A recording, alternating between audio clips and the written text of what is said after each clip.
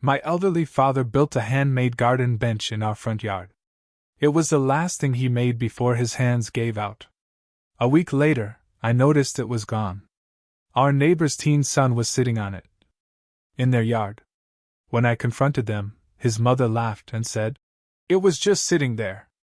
Finders keepers." I took a picture. She snatched my phone and threw it. The next morning, I found my car keyed with a message etched into the door. "Mind your business." What I did next made her call me screaming. "My name's Joel. I'm 42, single, and I moved back to Spokane, Washington last year to help take care of my dad. He's 78 now and dealing with Parkinson's. The kind that slowly takes away the things you don't think about: writing, cooking, holding a tool steady. I used to remember him fixing everything in our house. There was nothing he couldn't build or repair. Now, some days, he can't even button his shirt without help. But about 2 months ago, he had a good stretch. His meds were working, and he told me, "I want to make something. One last thing." So we did. We found some old wood in the garage, sanded it down, bought a few new boards, and started building a bench together. He couldn't use the drill much, but he told me what to do, where to line things up. He painted the whole thing by hand, slow, careful strokes. And on the backrest, with a shaky knife grip, he carved the words "Still Here." That bench meant the world to him. To both of us. We placed it under the oak tree in our front yard. He sat on it every morning. Some days with coffee. Some days just with a blanket across his legs. He looked peaceful. Content. A week after we put it out there, I woke up and it was gone. At first, I thought maybe it broke. Maybe a storm pushed it or someone moved it to the back. I asked Dad, but he just looked at me confused and said, "I thought you moved it." Then I looked across the street. There it was. In the Wilsons' front yard. Their teenage son, Zach, I think his name is, was sitting on it like it had always been theirs. Slouching, earbuds in, like he didn't have a care in the world. I recognized the paint, the shape, the carving. It was ours. I crossed the street and approached him. "Hey," I said, calm. "Where'd you get that bench?" He looked up at me and said, "It was on your lawn. My mom said it was free." "Free?" I asked. "No. My dad and I made that. We built it together. It wasn't on the curb or anything. It was part of our yard." He shrugged. "Ask my mom." So I knocked on their door. Dana answered. She always had that fake friendly look on her face, but this time it was smug. I said, "Hi. I think there's been a mistake. That bench, my dad made that. It was in our yard. It's not trash or a giveaway." She smirked. "It was just sitting out there. You didn't put a sign on it. It looked like trash. It was next to a flower bed. In our yard." "Look," she said, "maybe don't leave things out if you don't want them taken. You should thank us for giving it a better home." I stared at her. I couldn't believe what I was hearing. "You stole it," I said. "My dad's sick. That was the last thing he'll ever build. It wasn't junk." She rolled her eyes. "It's a bench. Get over it." So I pulled out my phone and took a picture of it, clear shot of the bench in their yard, her kids sitting on it. She noticed and stepped forward. "Delete that." "No. I'm keeping it for the cops if I need it." That's when she grabbed my phone, yanked it from my hand, and chucked it down the driveway. It hit the pavement, bounced, and cracked. She stood there like she'd done nothing wrong. "You don't get to take pictures of my son," she shouted. I didn't say anything else. I just picked up my phone, went back home, and sat with my dad. Told him it was stolen. He didn't say anything. He just looked at his hands. Later that night, I found my car keyed. Deep scratches across both sides. And on the driver's side, someone had scratched the words "Mind your business" into the door. Real mature. I knew who did it. I didn't even have to ask. So I made a plan. Something slow. Something legal. Something that would make her regret ever messing with us. What I did next made Dana call me screaming. I didn't go to the cops right away. I knew how that would play out. A report, maybe a warning, and then it'd get buried like everything else in this town when it comes down to neighbor drama. Plus, Dana had friends on the HOA board. I'd seen her at meetings, laughing it up, acting like she ran the place. So instead, I went to the city office and pulled property lines. I needed proof. The oak tree in our yard? It stood 3 feet from the sidewalk. That meant the bench had clearly been on private property. Ours, not public. Not up for grabs. Next, I printed the photo of the bench in their yard, along with a few old ones from our porch camera, clear shots of it under our tree, with my dad sitting on it. That photo of him, his hands curled around a warm mug, looking out across the lawn, it broke my heart. But it also lit a fire in me. I didn't say a word to Dana after that. I just filed a small claims case. Stealing personal property? Destruction of property? I had receipts for the materials we bought for the bench. I even had medical records showing my dad's condition. It wasn't just about money. It was about principle. Respect. When she got served, I saw her through the window. She crumpled the paper and tossed it across the room. Then she slammed the door on the process server. A day later, my mail started going missing. I knew it wasn't the post office. I saw her son, Zach, laughing with his friends near our mailbox more than once. A week later, I found one of my dad's hospital bills ripped in half, stuffed behind the bushes near the curb. I started taking photos. Set up a trail cam in the tree. Every night I checked it. And sure enough, one night I got a blurry shot of Zach, hoodie on, opening our mailbox. That was enough for a police report. Mail tampering is federal. I filed that too. Still, I hadn't done anything she could scream about. Not yet. Then came the neighborhood barbecue. Every summer, the whole street gathers on the cul-de-sac. Lawn chairs, hot dogs, music, potluck tables. Dana was always the organizer. This year was no different, until I showed up with a folding table, a blown-up photo of the bench in our yard, and a poster board labeled, "Do you know who took this bench?" I didn't point fingers. I just let people ask questions. She came storming over 5 minutes later, face red. "What the hell do you think you're doing?" "Just showing people what my dad built before it got stolen," I said, loud enough for 3 nearby neighbors to hear. "You're harassing us." I smiled. "Funny. I thought you said finders keepers.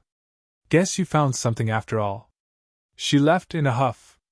Her husband, who never looked me in the eye before, just walked away. The next day, her car was towed. Turns out she had it parked half on my side of the curb. And I'd called the city. Technically, it was a violation. I didn't even know they'd come so fast. That's when the screaming call came in. "You psycho!"